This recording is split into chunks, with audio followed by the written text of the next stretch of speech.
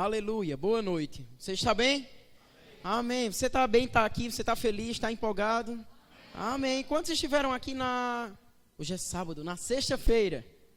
Amém. Então nós começamos na sexta-feira e vamos hoje e vamos domingo tarde e domingo noite, não é isso, pastor? Amém? Então vou estar com você nesses horários e nós vamos estar falando de escatologia.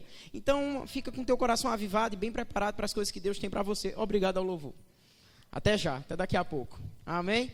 Então, na sexta-feira eu estava falando para você sobre a importância da igreja entender sobre escatologia. Eu te mostrei, nós lemos lá em Hebreus no capítulo 6 e nós vimos que trata de uma das doutrinas básicas da Bíblia. Nós temos duas lá que dizem respeito ao estudo escatológico, que é a ressurreição dos mortos e juízo eterno. E que nós devemos ser conhecedores dessas coisas. Que não é uma opção para o crente, conhecer ou não escatologia. É uma obrigação de todo cristão conhecer sobre as coisas do fim. Amém? Para facilitar tudo aí na sua cabeça, eu quero começar tirando hoje da sua cabeça aquele mito que diz que escatologia é complicado demais. Rapaz, tudo fica simples quando a gente entende o que a palavra quer dizer.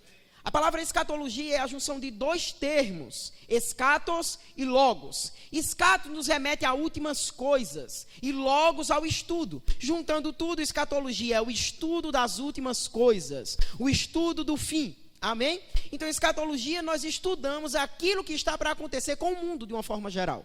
Não apenas com a igreja, mas com a igreja e também com os ímpios. Amém? Diz respeito ao seu futuro, mas diz respeito também às pessoas que estão lá fora. Escatologia gera no seu coração o desejo de buscar almas para perto do Senhor. Porque você entende que há uma eternidade independente da decisão da pessoa. Se ela optar por Cristo, ela é um ser eterno. Se ela não opta por Cristo, ela também é eterna. Você está comigo? A questão é para onde essa pessoa vai seguir. Então isso vai ser gerado no seu coração nesses dias. O desejo de ganhar almas. O conhecedor dos assuntos escatológicos, ele não senta e acha que está tudo bem, tudo muito certo e para por ali. Não. Ele vai e ele quer participar de evangelismo, ele quer pregar em todo lugar, ele quer falar da palavra do Senhor, porque ele sabe da urgência do evangelho ser anunciado. Amém? Você já ouviu aquela história que o evangelho deve ser pregado a todas as nações para que então venha o fim? E aí muito crente usa isso para dizer, olha, vamos pregar o evangelho, senão Jesus não volta. Rapaz, como eu vim para ajustar algumas coisas aí na sua cabeça, essa é a primeira coisa que eu vou ajustar hoje. Aquilo não diz respeito ao fim da igreja aqui na terra. Ou seja, não fala do arrebatamento. Não é necessário que nós preguemos a palavra a todas as nações para que Jesus venha nos buscar. Não existe nada para acontecer antes do arrebatamento. O arrebatamento é um evento iminente, ou seja, inesperado. A qualquer instante, você deixa essa terra.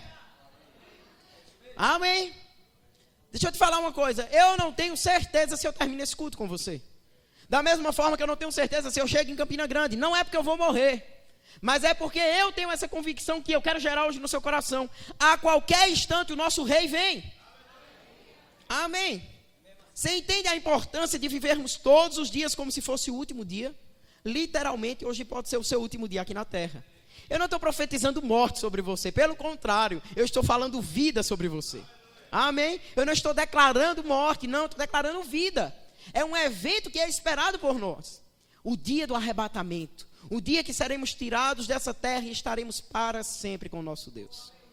Você está preparado para ouvir essas coisas? Então curva a tua cabeça, vamos orar. Pai, nós te rendemos graça, Pai, pelo ensinamento da sua palavra nessa noite. Nós te agradecemos pela oportunidade que nós temos de te conhecer mais. Nós te agradecemos, Pai, porque você é o Deus que anuncia as coisas que ainda estão por vir. Nós somos gratos pela tua palavra que quando chega aos nossos ouvidos, cai no nosso coração. Não fica apenas conhecimento em nossa alma, mas é revelação no nosso coração. Por isso, desde já, nós decidimos, Senhor, andar nas verdades que vamos ouvir nessa noite.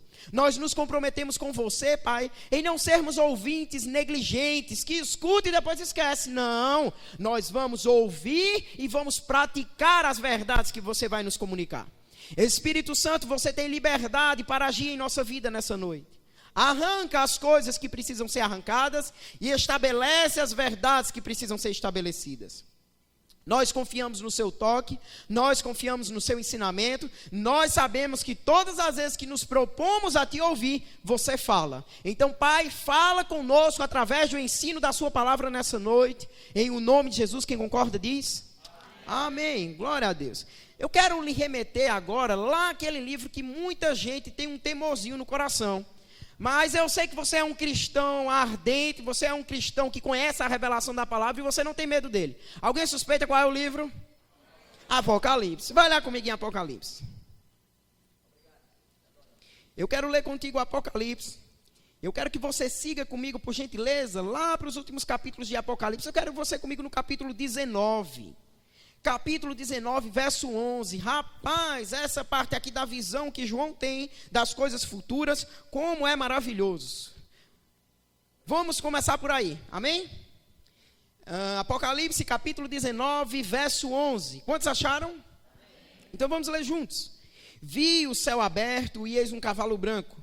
O seu cavaleiro se chama Fiel e Verdadeiro, e julga e peleja com justiça. Os seus olhos são chama de fogo, na sua cabeça há muitos diademas.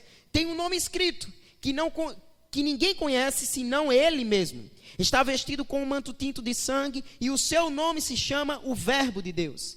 E seguiam-no os exércitos que há no céu, montando cavalos brancos com vestiduras de linho finíssimo, branco e puro. Sai da sua boca uma espada afiada, para com ela ferir as nações. E ele mesmo as regerá com o cetro de ferro, e pessoalmente pisa o lagar do vinho do furor da ira do Deus Todo-Poderoso. Tem no seu manto e na sua coxa um nome escrito. Está escrito o quê, minha gente? Rei dos reis, Senhor dos senhores. Diga, Rei dos reis e o Senhor dos senhores. Quem é esse aí? Jesus. Amém? Verso 17. Então vi um anjo posto em pé no sol, e clamou com grande voz, falando de todas as aves que voam pelo meio do céu: vinde, reuni-vos para a grande ceia de Deus. Agora olha para cá, que visão gloriosa, você concorda comigo? João disse que viu o céu aberto, e vinha um montado no cavalo branco, os seus olhos como chama de fogo. Rapaz, imagina isso aí comigo. Eu gosto de algo que Joyce Meyer diz: é santo e é lícito usarmos a nossa imaginação para as coisas santas, as coisas puras da palavra. Então eu quero você imaginando comigo, eu sei que você não vai chegar, nem eu, na totalidade do que realmente é. Só teremos a totalidade dessa compreensão naquele dia. Amém? Imagina isso aí. Olhos como chama de fogo. Aqueles que olharem para esses olhos, de forma nenhuma, poderão ocultar alguma coisa da sua vida. Olhos que veem e que penetram a totalidade do ser. Você está comigo? Você vê como ao mesmo tempo que é uma cena majestosa, é uma cena que, se não tivermos o conhecimento pleno, pode causar um temor, ou até mesmo um medo. Mas para você essa cena não deve lhe causar medo. Você leu comigo e você viu que ele não vem só. Diz que há um exército vestido de linho finíssimo. E esse exército que estava no céu o seguia. Amém? Deixa eu detalhar isso para você me entender bem. Nessa cena que João está vendo, nesse acontecimento que ainda iremos viver, nesse específico, você estará vendo o cavaleiro montado no cavalo branco, e você vai ver mais os cabelos e as costas dele. Não será possível a você, neste momento aqui, ver os olhos como chama de fogo. Pensa comigo, quem vê as costas está onde? O seguindo. Esse exército vestido de branco, linho finíssimo, é você. Esse será o ato mais glorioso que a terra irá conhecer, desde que o mundo é mundo. Os céus se abrirá e o nosso Senhor virá montado num cavalo branco. Mas ele resolve não vir só. Ele traz com ele outros montados também num cavalo.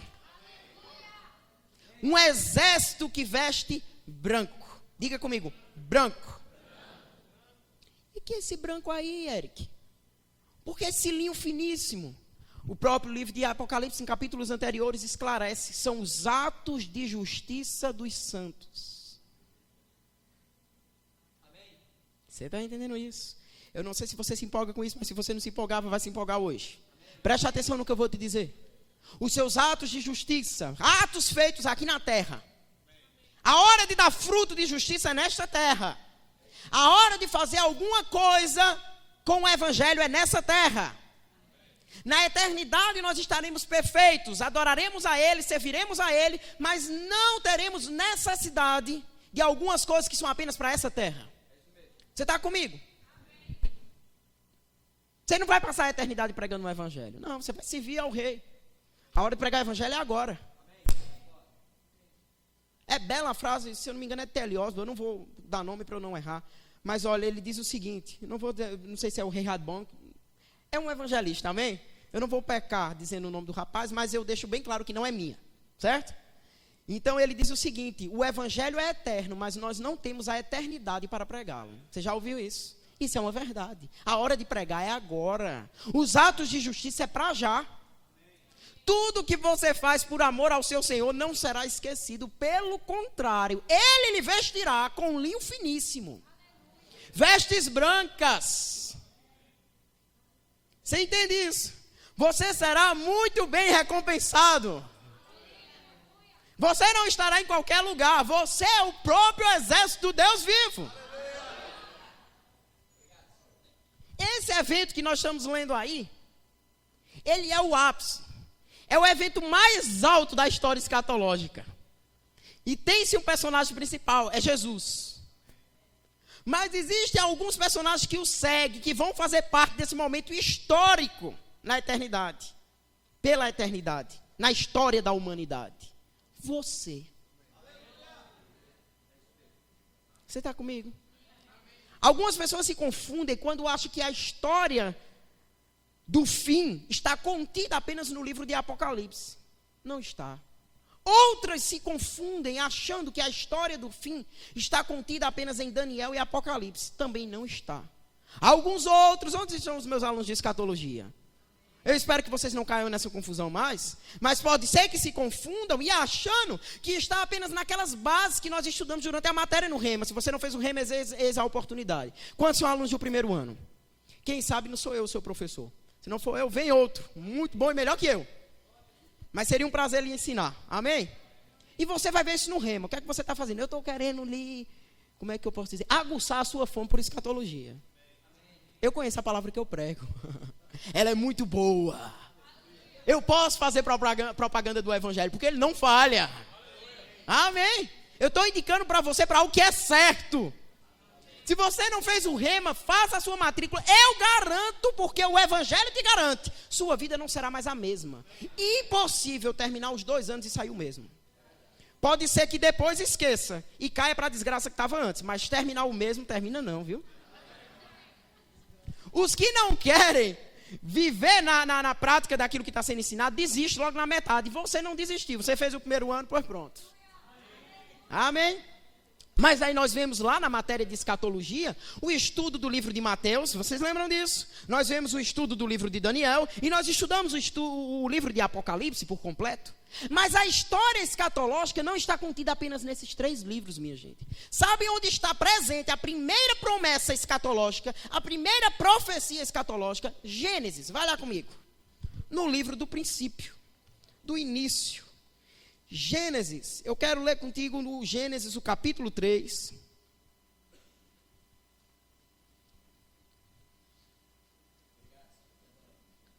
O capítulo 3, o verso 15, eu quero ler com você. Você achou aí? Porém, inimizade entre ti e a mulher, entre a tua descendência e o seu descendente. Este te ferirá a cabeça e tu lhe ferirás o calcanhar. Para e olha para mim. Você sabe, porque eu sei que você é um leitor de Bíblia, que no princípio a terra estava sem forma e vazia. E o Espírito de quem pairava sobre as águas? De Deus. E aí Deus viu aquilo e ele disse, haja luz. E por meio da palavra, o Deus que é fé na sua essência, construiu o mundo, chamando à existência as coisas que não são. E Deus cria um jardim para que o homem vivesse nele. E ele cria Adão e ele cria Eva, seres eternos. Deus cria Adão e Eva, um espírito, que habita em onde estão os remáticos? O corpo, e possui uma alma. Adão não foi projetado por Deus para ir para dentro do caixão. Sabe por que nós temos tanta repulsa de velório? Alguém aqui gosta de velório? Eu espero que não.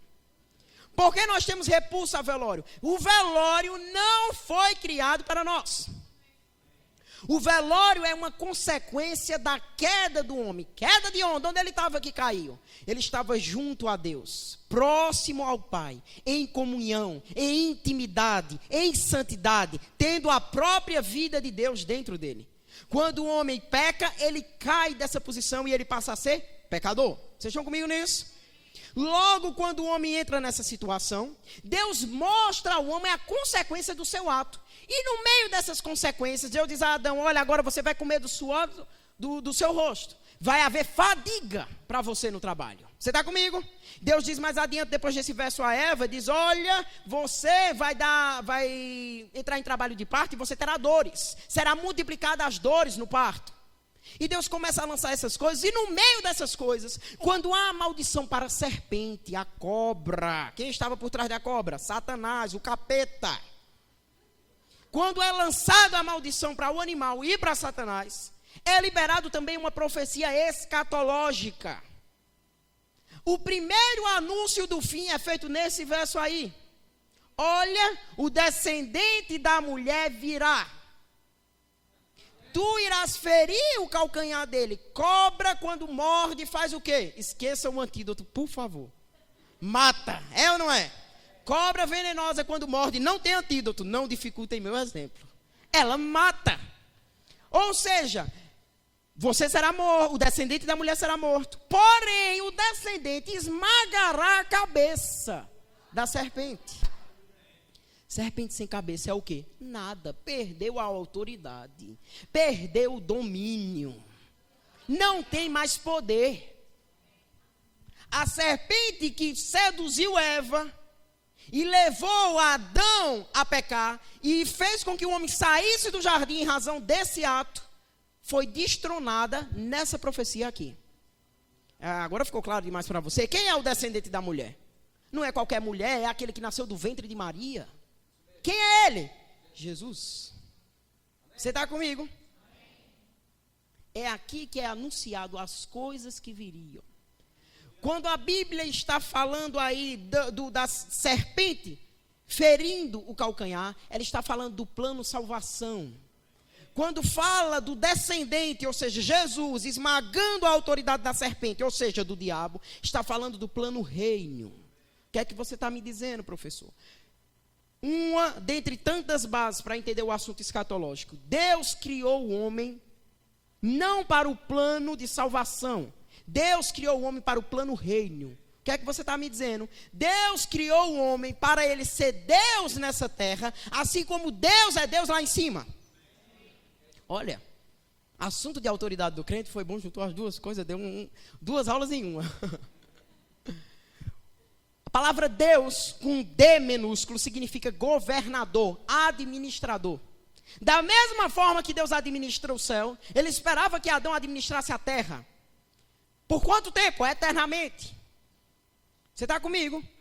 O intuito de Deus era que Adão fizesse aquele jardim crescer, ampliasse aquela história, criasse os seus filhos naquele caminho. Mas em razão do pecado, outro plano entra em ação. É o plano da redenção, ou seja, do resgate do homem. Da salvação. Érica, esse negócio agora ficou complicado demais. Ficou, né? Eu vou te citar.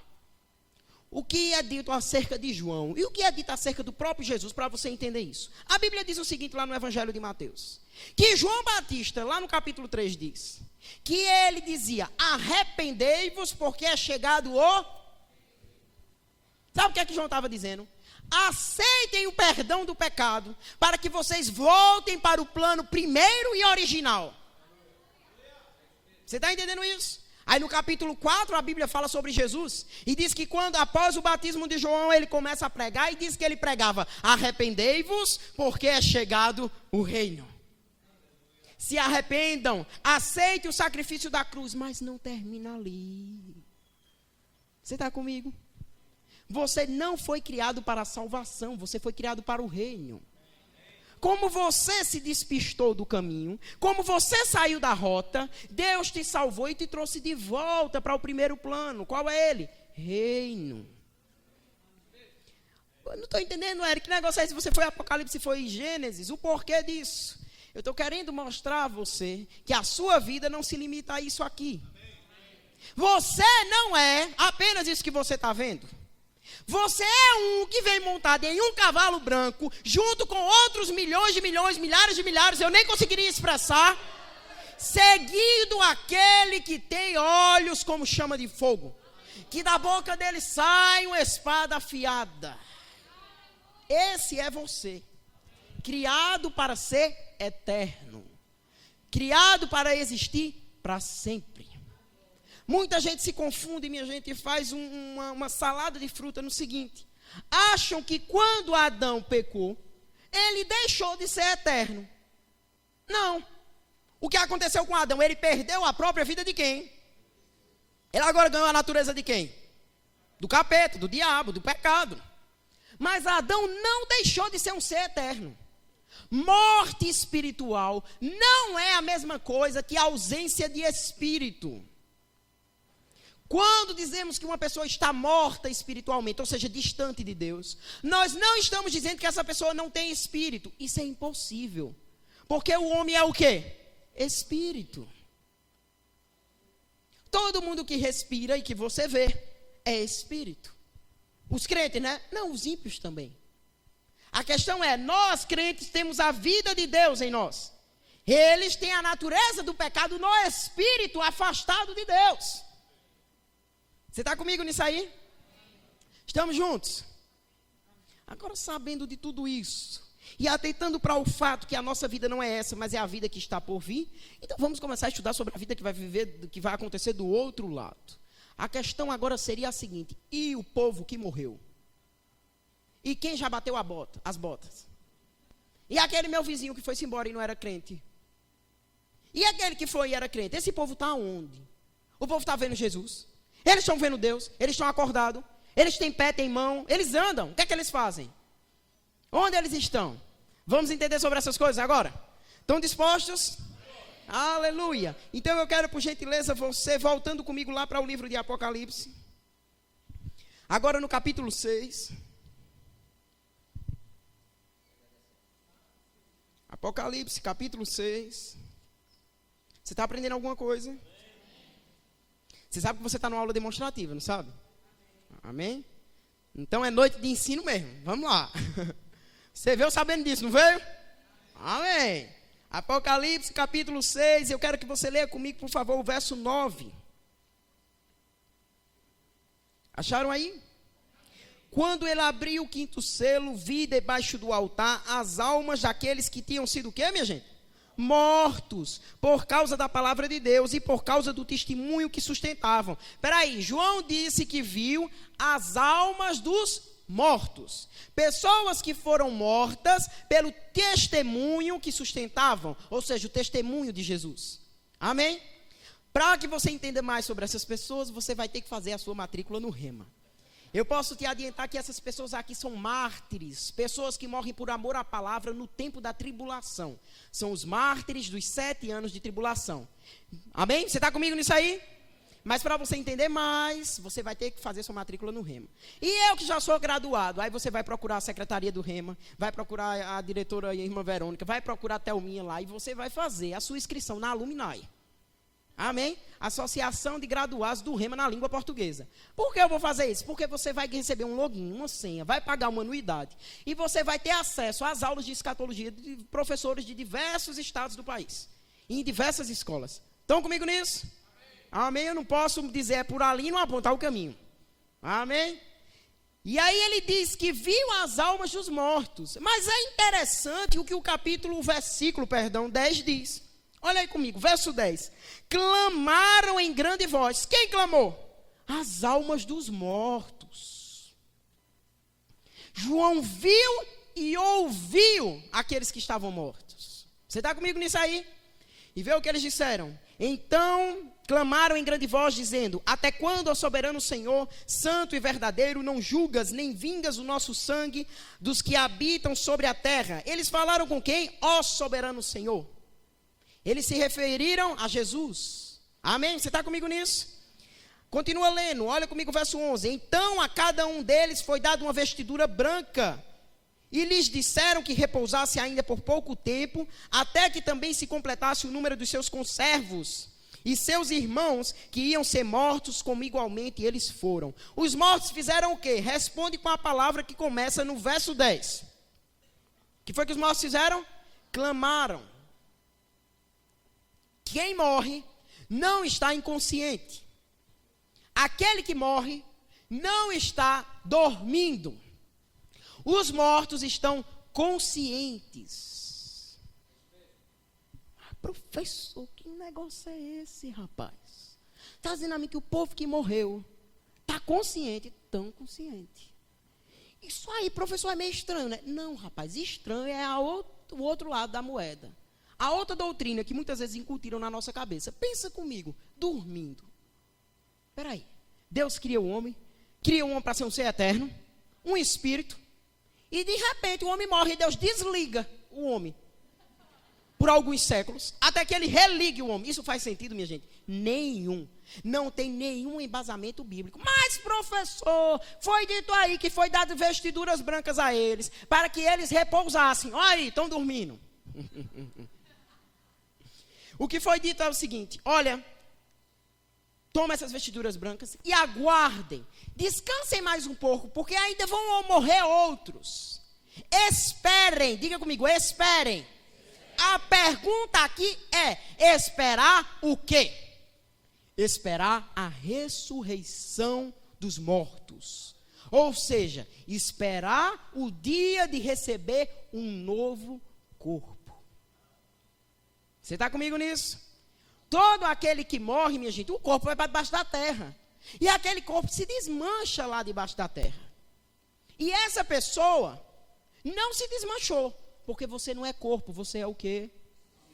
Rapaz, eu gosto demais quando o irmão Rega fala no livro A Igreja Triunfante, logo na introdução do livro, ele diz o seguinte, que tem muito crente confundindo por aí, essa questão de sermos três. Aí ele explica, se nós dissermos assim, nós somos três, nós vamos pecar aí. Vai ter confusão, porque nós não somos três, nós somos um.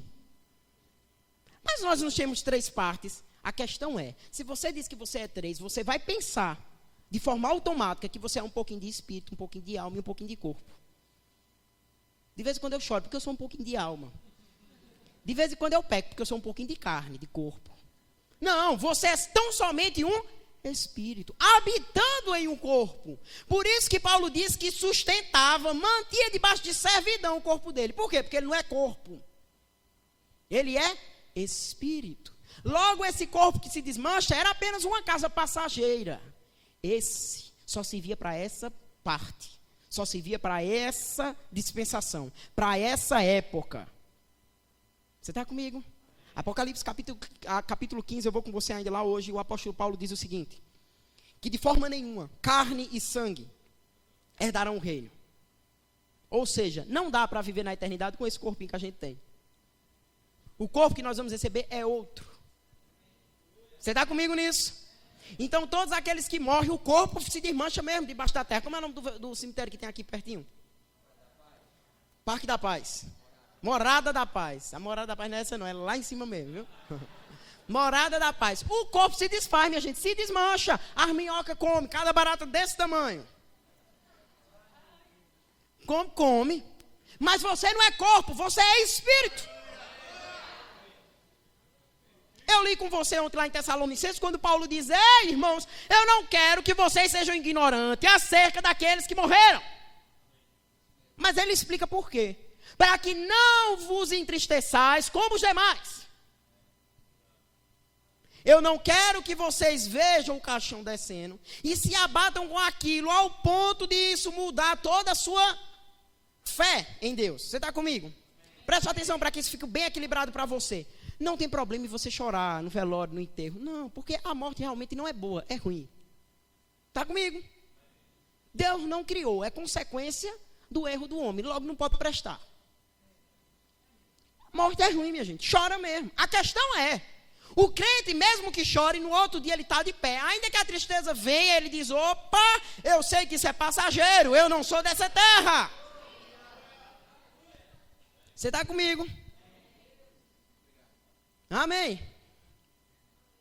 Então, quando o corpo está lá, o espírito parte.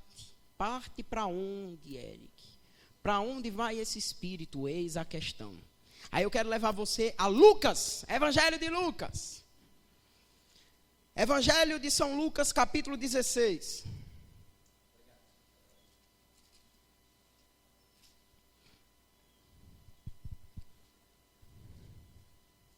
Evangelho de Lucas, capítulo 16, eu quero ler contigo aí o verso 19.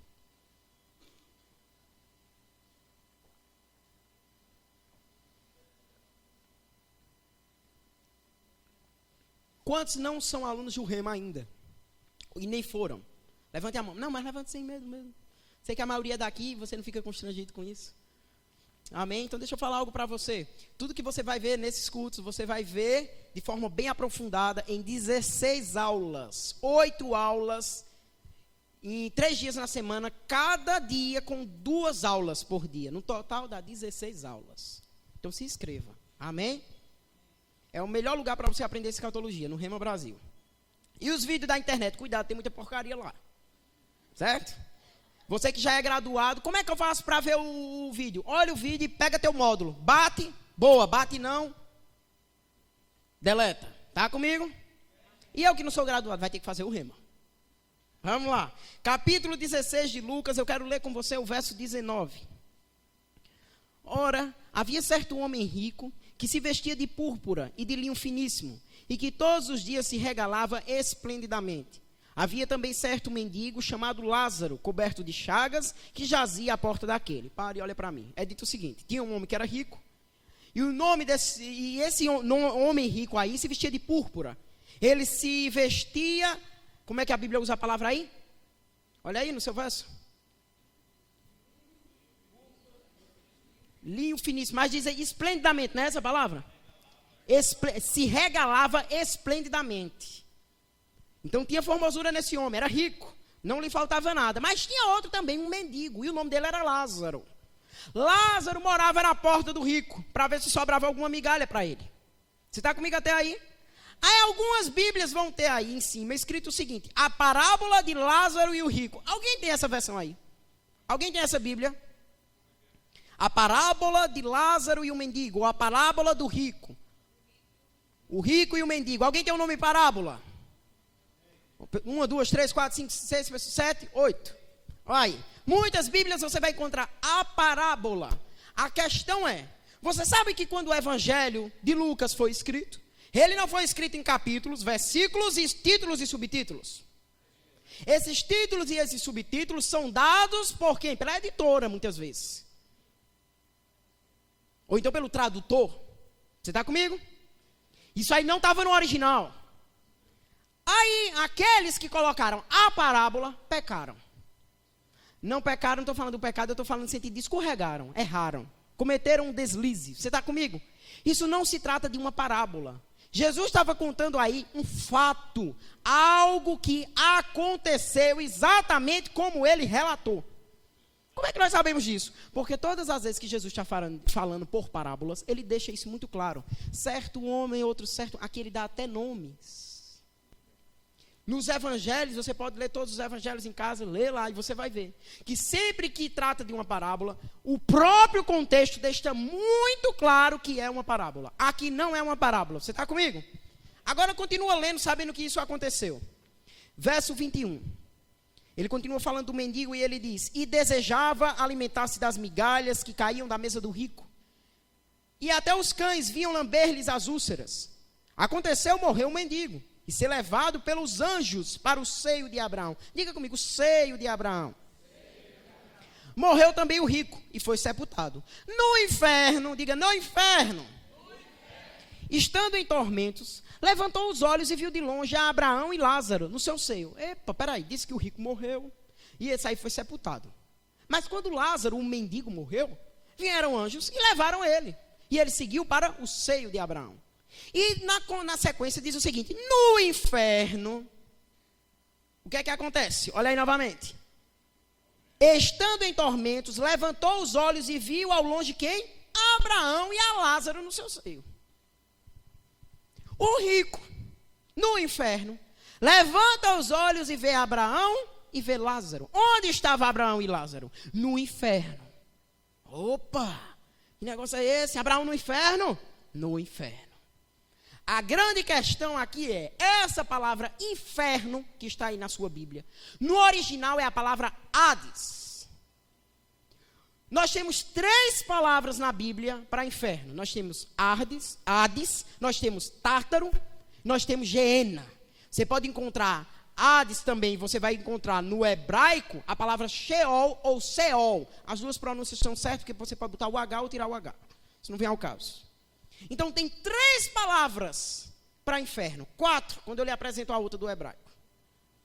Mas no português, minha gente, na hora de passar do texto original para o seu texto na sua língua, eles traduziram tudo como inferno. E isso pode levar o homem a muitas complicações. Nesse caso aqui, o inferno é Hades. Diga comigo, Hades. A palavra Hades seria melhor traduzida na nossa língua por região dos mortos. Inclusive tem versão que traz Hades. Alguém está com ela aí? Olha aí, 1, 2, 3, 4, 5, 6, 7, 8, 9, 10. Hades. Melhor traduzido por região dos mortos. Quem estava lá nessa região dos mortos? O rico. Mas também estava lá quem? Lázaro, o mendigo, e Abraão. Mas a Bíblia diz que ele levantou os olhos e viu. Aí continua lendo comigo. Verso 24. Então, clamando, disse: Pai Abraão, tem misericórdia de mim. E manda Lázaro que molhe em água a ponta do dedo e me refresque a língua, porque estou atormentado nesta chama. Diz, porém, Abraão: Filho, lembra-te de que recebeste os teus bens em vidas, e Lázaro igualmente os males. Agora, porém, aqui ele está consolado, tu em tormentos. E além de tudo está posto um grande abismo, atenta para isso, entre nós e vós, de sorte que os que querem passar daqui para vós outros não podem, nem os de lá passar para nós. Então o rico diz: Ei, pai Abraão, manda Lázaro, o mendigo que estava lá na porta da minha casa, quando eu estava lá embaixo, que ele lá em cima, né, que a região que ele está aqui é inferior, que ele toque o dedo na água, e ele toque minha língua, para me refrescar um pouco. Abraão diz: Não, meu filho, não pode não. Tem um grande abismo entre nós, eu e Lázaro, e você que está aí desse lado. Há uma separação. Embora todos estivessem no mesmo lugar, um abismo os separava. Vocês estão comigo aí?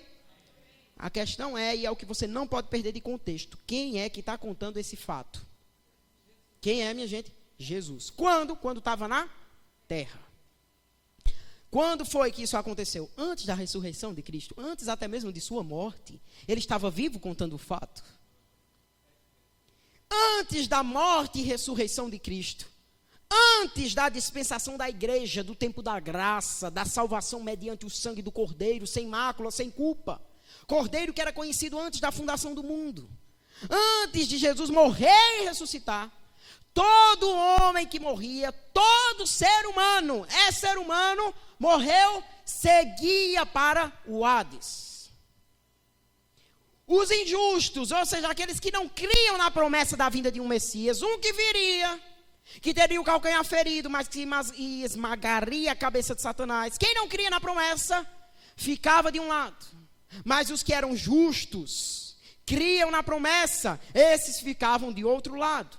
No local onde estava Abraão, ou seja, na companhia de Abraão, na companhia de muitos patriarcas da fé. Você está comigo nisso aí? Mas ambos no mesmo lugar, mas separados. Você está acompanhando isso comigo? É esse o cenário que existia até o momento da ressurreição de Cristo. Porém, o apóstolo Paulo, lá em Efésios, é para onde você vai comigo agora, ele esclarece o que aconteceu após a morte e ressurreição de Jesus com este lugar aí, o Hades. Eu quero você comigo, por gentileza, indo lá para Efésios. Eu quero que você abra comigo o capítulo 4 e você leia a partir do verso 8 comigo. A gente está terminando. 4, 8. É para entusiasmar os irmãos que estavam, sabe? Como diz um pastor por aí, ele faz assim: fique de pé para parecer que está terminando. Efésios 4. Eu quero que você leia comigo o verso 8. Acharam? Olha o que é falado. Começa do 7, né? Para a gente não começar a dar metade aí do contexto. E a graça foi concedida a cada um de nós segundo a proporção do dom de Cristo. Por isso diz, quando ele, diga Jesus, subiu às alturas, levou cativo o cativeiro e concedeu dons aos homens. Ora, que quer dizer subiu, senão que também havia descido às regiões inferiores da terra, ao inferno, à região dos mortos, ao Hades. Verso 10. Aquele que desceu é também o mesmo que subiu acima de todos os céus para encher todas as coisas. E ele mesmo concedeu uns para apóstolos, outros para profetas, outros para evangelistas e outros para pastores e mestres. Olha o que Paulo diz aí. Jesus morreu e ele desceu às regiões inferiores da terra. Jesus foi até o inferno. Foi até a região dos mortos, ao Hades. E diz que quando chegou lá, ele levou cativo, ou seja, carregou com ele, quem? Levou cativo o cativeiro. Pensa comigo, quem é que estava lá embaixo no Hades? Abraão, os patriarcas, os justos e também os ímpios. A resposta fica fácil demais. Quantos acham... levanta sua mão. Quantos acham que Jesus levou os ímpios com ele? Quantos acham que ele levou os justos? Os justos. Jesus leva com ele os justos. O que é que a Bíblia está falando aí, o apóstolo Paulo, ao povo em Éfeso, quando ele diz que Jesus levou cativo o cativeiro? Jesus pegou todos aqueles que estavam no seio, na companhia de Abraão, e levou com ele. Você está entendendo isso? Levou para onde? Para o lugar para onde ele foi e onde está hoje. Onde é que Jesus está? No céu. Assentado à destra do Pai. Quem está lá juntamente com ele? Todos aqueles que estavam no seio de Abraão, na companhia de Abraão. Você está entendendo isso aí comigo? E os ímpios, onde ficaram? Lá no Hades. Por quê? Porque quem estava do lado de lá, onde estava Abraão e Lázaro, o mendigo, eram pessoas que criam na promessa, pessoas que esperavam Jesus. Quantos sabem que Abraão esperava a vinda do Messias? Esperava. A Bíblia diz, lá em Gálatas, o apóstolo Paulo esclarece isso, dizendo o seguinte: foi dada uma promessa a Abraão, e foi dito que o descendente viria. E quando falava o descendente, isso é o apóstolo Paulo dizendo lá em Gálatas, não falava os descendentes, ou seja, no plural, como se falando de muitos, mas falava de um só. Aí Paulo revela todo o mistério, diz, era Cristo o prometido. O que é que você acha que estava acontecendo com Abraão, quando ele foi lá sacrificar o seu filho, imolar o seu filho Isaque? Que você sabe que Isaque não morreu, porque a voz brada do céu e manda ele parar, mas aquilo representava o quê? Jesus morrendo. O que foi que Abraão viu ali? O que o próprio apóstolo Paulo também diz. Antecipadamente, ele viu a morte de Cristo. Ele viu o sacrifício de Jesus, ele viu o plano da redenção sendo revelado. Aí pensa comigo, esse Abraão que esperava Jesus e que não... Quem sabe que Abraão não viu Jesus aqui na terra? Olha, Abraão morreu, tempos passaram para que Jesus viesse. Você está comigo? Amém? Moisés, rapaz. Vocês lembram que quando Moisés saiu do Egito? Lembra de Moisés, não lembra? O das pragas. O das pragas ficou meio ruim esse negócio, né? Moisés, aquele que Deus usou para tirar o povo e que Faraó não queria liberar e veio pragas. Tinha uma última praga, alguém lembra qual era? A morte do primogênito. Fazia o quê? Derramava sangue de um animal, comia o animal e passava nos umbrais da porta o sangue. Quando o anjo da morte vinha, o que é que acontecia quando ele via o sangue? Não entrava. Representava o que aquele sangue? Jesus. O sangue dele nos purificando, nos trazendo de volta, nos resgatando para Deus. Foi também no tempo de Abraão que Deus disse a Abraão: Abraão, nós vamos estabelecer a lei sacrificial, a lei do altar. Haverá derramamento de sangue. E Deus contou a Abraão sobre um tal do dia da expiação. Quando matava o animal uma vez por ano, o sumo sacerdote, o primeiro, quem foi ele? Arão, entrava no Santo dos Santos com aquele sangue. Você lembra disso? Pelo menos você já ouviu alguma vez na sua vida, não já? Eu sei que já, você é crente. Tudo isso apontava para o quê? Cristo. Esse Moisés, esse Abraão, estavam todos eles, aonde? No Hades, enquanto Jesus estava na terra. Esperando o quê? Que o prometido viesse. Quem chega?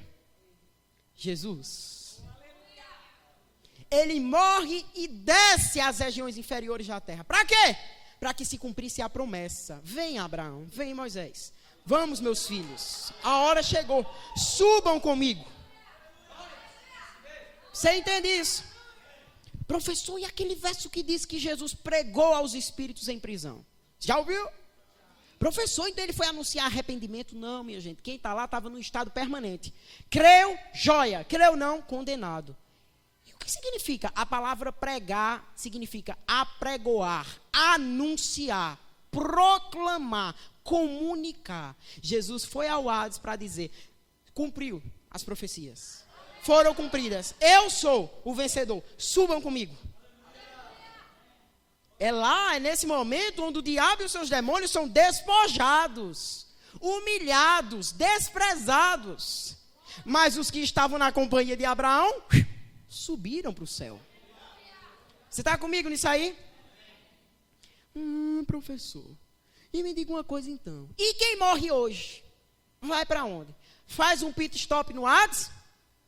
Como funciona esse negócio? Eu vou te responder isso agora. Eu quero que, por gentileza, você abra comigo 2 Coríntios capítulo 5. 2 Coríntios capítulo 5.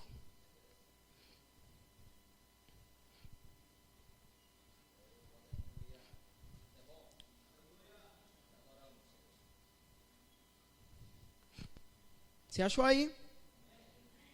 2 Coríntios, capítulo 5, eu quero ler contigo o verso 8. 2 Coríntios 5, 8. Podemos?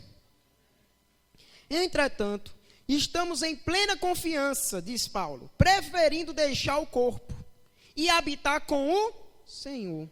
Paulo disse que preferia deixar o corpo. Uma vez que ele deixasse o corpo, ele disse para onde ele ia. Era para onde? Habitar com o Senhor. Quando o crente morre, para onde ele vai? Habitar com o Senhor. Eu li com você, vamos ler de novo, Filipenses 1, 23, vai lá. Eu li com você na sexta-feira, eu vou ler novamente, Filipenses, na quinta-feira, né, perdão. Filipenses 1, 23.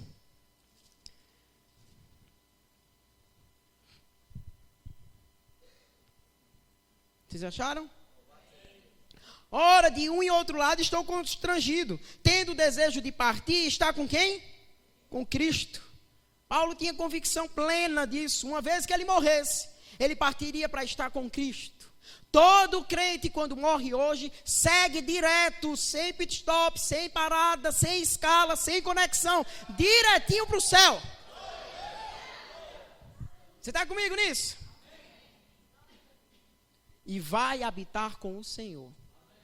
Entretanto, como é que eles estão lá se o corpo foi enterrado? Eles estão espírito e alma. Espírito e alma. Aguardando. Aguardando o quê? Que a redenção se complete.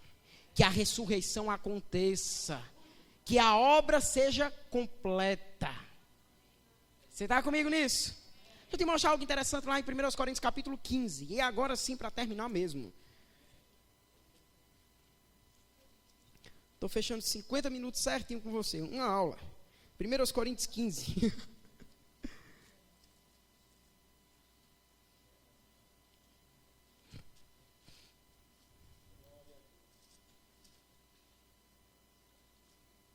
Vocês acharam? Eu quero, por gentileza, ler contigo aí, a partir do verso 20. 1 Coríntios 15.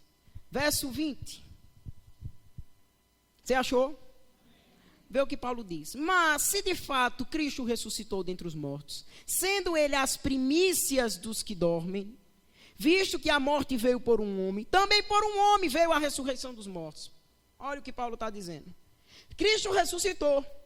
E ele é as primícias. A palavra primícias nos remete à primeira parte de uma colheita. Se tem uma primeira parte, existem partes que vêm depois. A sequência. Ele diz assim como. Lê novamente comigo o verso.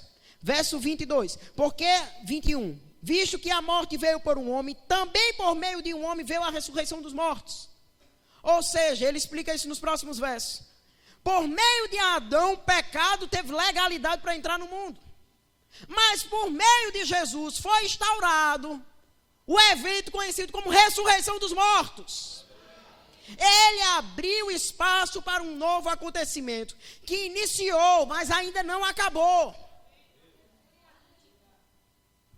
Adão pecou e por meio da desobediência de Adão, muitos pecaram. Você está comigo? Mas a Bíblia diz que onde abundou o pecado, superabundou a... Está falando de quê? Jesus morreu, mas venceu a morte e ressuscitou. E quando ele ressuscitou, ele abriu e disse, venham os próximos. Você está comigo nisso? Aí você me pergunta, quem veio depois? Ainda não veio, ainda virá. Diga comigo, virá. E quem são esses, professor? Todos aqueles que já morreram em Cristo. Crentes que já morreram. No dia do arrebatamento, eles virão, juntamente com o nosso Senhor. Jesus permanecerá nos ares, não será visto por todo o olho, não é a hora ainda.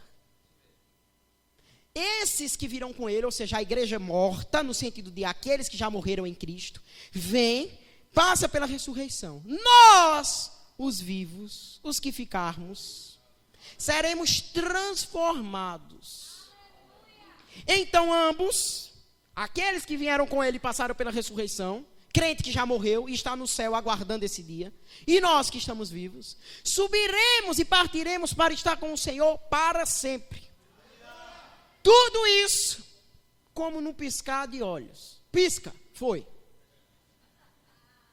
Você está entendendo isso? Você não se maravilha com isso? Continua comigo, deixa eu terminar só esse verso com você. Verso 22. Porque assim como em Adão todos morrem, assim também todos serão vivificados em Cristo.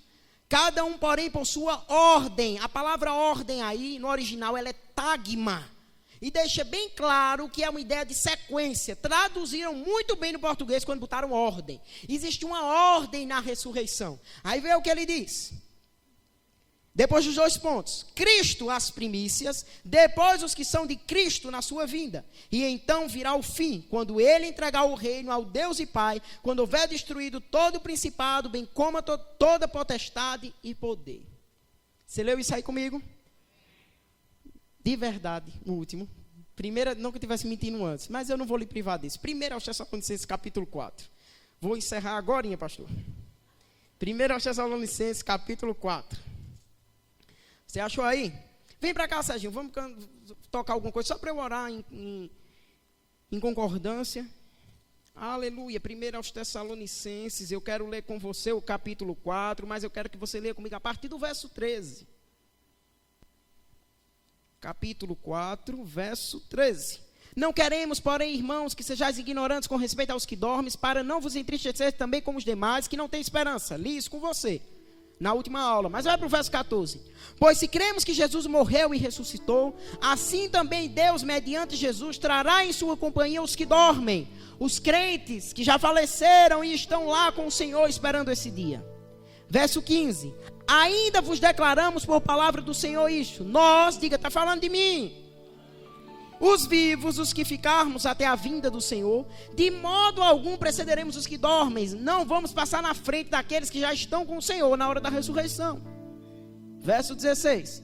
Porquanto o Senhor mesmo, dada a sua palavra de ordem, ouvida a voz do arcanjo e ressoada a trombeta de Deus, descerá dos céus e os mortos em Cristo ressuscitarão primeiro. Depois nós, diga, está falando de mim. Os vivos, os que ficarmos, seremos arrebatados, juntamente com eles, entre as nuvens, para o encontro do Senhor nos ares. E assim estaremos para sempre com o Senhor. Vai ficando de pé para a gente orar. Preste atenção nisso que eu vou te dizer. Falando de marco bíblico, a igreja tem início em Atos capítulo 2. Mas ela tem data e hora para encerrar sua trajetória nessa terra. Tessalonicenses capítulo 4, a partir do verso 13. A igreja nasce em Pentecostes, mas ela sai desse lugar e ela segue para o reino, para os céus, para o lugar onde está o nosso Senhor no dia do arrebatamento. Alguém lembra que quando Jesus contava parábolas, ele fala da pérola? Ele diz que a pérola não tem muito valor enquanto ela já ainda está lá na sua, como é o nome daquilo? Na conchazinha, né? Porque ela vai sendo formada lá, vai vir na areia. Eu sei que você já viu isso em algum documentário, alguma coisa do tipo, e vai formando a pérola. Mas a pérola só tem valor quando é tirada do lugar onde ela está e é pendurada no pescoço de alguém. A plenitude do que somos em Cristo será revelada, a nossa beleza completa será revelada no dia que nós formos tirados como a pérola dessa terra. O Senhor vem buscar a sua noiva, a sua igreja. Ele vem te buscar. Ele vem te buscar. Ele vem te buscar. Ele vem te buscar. Você lembra que Jesus disse aos discípulos: ei, eu não vou deixar vocês órfãos. Vai vir um Consolador. Inclusive, eu estou dizendo isso para que quando aconteça, vocês não se entristeçam. Aí Jesus diz mais: eu estou para partir, vocês já estão tudo triste aí? Tudo abatido e nem pergunta para onde eu vou. Eu estou dizendo, vem um Consolador, e Ele guiará vocês a toda a verdade. Mas Ele também diz em outro local, Ele diz o seguinte: porque eu vou para preparar-vos morada. Aí Ele deixa bem claro: se não fosse assim, eu não teria dito. Ou seja, se eu não tivesse o intuito de preparar lugar para vocês e voltar para buscá-los, eu não falava. E o livro de Apocalipse termina dizendo: eis que venho sem demora. E João expressa o seu amor pela vinda do Senhor e ele diz: vem, Senhor Jesus. Esse é o nosso desejo. Eu não quero lhe causar medo, pelo contrário, eu quero arrancar o medo, mas eu não sei lhe dizer se você chega em casa hoje. Eu não sei lhe dizer se eu te encontro no próximo culto. Aqui. O nosso encontro pode ser nos ares, naquela nuvem, quando Ele vier nos buscar.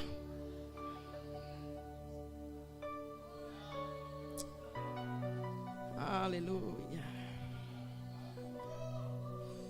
Sabe uma coisa que me move assim por dentro e às vezes maltrata um pouco o meu coração, mas não é um maltrato ruim não. Eu sei que é uma coisa que vem da parte do Espírito. E nós como cristãos temos que ter isso. Às vezes me incomoda, e eu sei que é um incômodo bom, não é Deus que me incomoda, eu me incomodo. Você está entendendo? Porque o Espírito Santo não incomoda ninguém. Eu fico incomodado com aquilo e fico, meu Deus. Pai, nós às vezes como igreja, nós cremos na cura, queremos na salvação, nós temos expectativas nessa coisa, mas não temos gerado expectativa na sua vinda.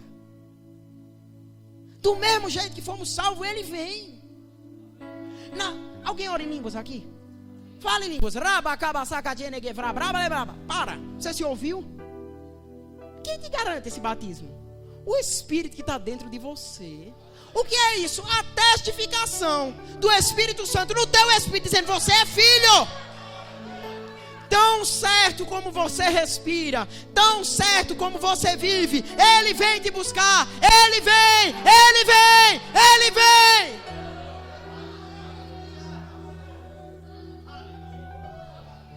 Existiam avivalistas no início da igreja, não estou falando lá da igreja de Atos, mas no início da propagação do evangelho, entre como é que eu posso dizer? No século que nós conhecemos, grandes homens de Deus. E eles sentiam, como muitos deles relatam isso. Eu acho que John Wesley fala sobre isso também, que eles queriam ser como chama, queimando para o Senhor, anunciando a volta dele, ardendo por isso. Sabe, todos os dias acordar e eu, Maranata, Maranata. Não para escape, Jesus me tira logo daqui, não, mas por consciência, por revelação que é muito melhor partir e estar com Ele. Maranata, Maranata, Maranata, vem, vem Jesus, vem me buscar. Levanta tuas mãos. Pai, nós te rendemos graça pela tua palavra colocada, depositada no nosso bom depósito nessa noite. Nós desejamos a sua vinda, o dia que nos encontraremos contigo nos ares, Senhor. Nós somos, Senhor, conhecedores de que você vem nos buscar.